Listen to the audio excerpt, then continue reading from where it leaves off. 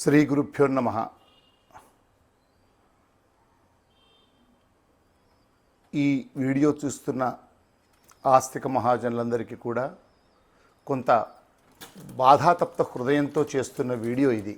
నిన్న ఒక సామాజిక ఉద్యమకారుడిగా విఖ్యాతి చెందిన మాదిగ రిజర్వేషన్ పోరాట సమితి వ్యవస్థాపకుడిగా మాదిగ రిజర్వేషన్ల విభజన కోసం అవిశ్రాంతంగా పోరాటం చేసిన మందకృష్ణ మాదిగ బ్రాహ్మణ సామాజిక వర్గాన్ని బ్రాహ్మణులను అన్న మాటలు అందరికీ తెలిసిందే.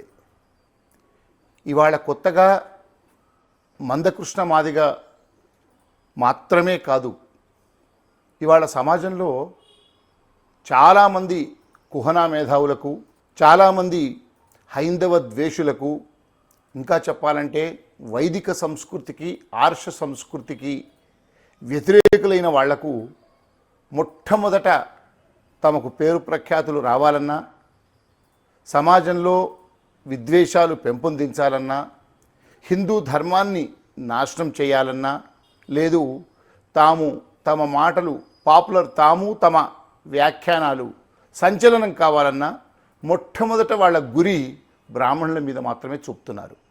స్వాతంత్రం వచ్చి ఇంకొక 2 ఏళ్ళు అయితే 80 ఏళ్ళు కావస్తుంది, 78 ఏళ్ళు దాటుతోంది.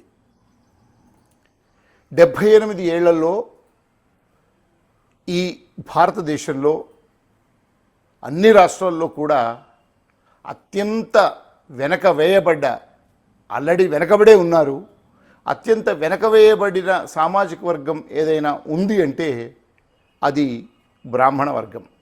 వాళ్ళ జీవితమంతా కూడా త్యాగాల పునాదుల మీదనే జీవనాన్ని సాగిస్తున్న ఈ సామాజిక వర్గం ఇవాళ అత్యంత హేయమైనటువంటి, అత్యంత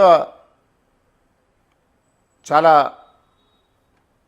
నీడలేక, తినడానికి తిండి లేక, చేయడానికి ఉద్యోగం లేక ఘోరమైన పరిస్థితిలో ఉన్న బ్రాహ్మణులు అత్యధికులు 80% మంది ఉన్నారు.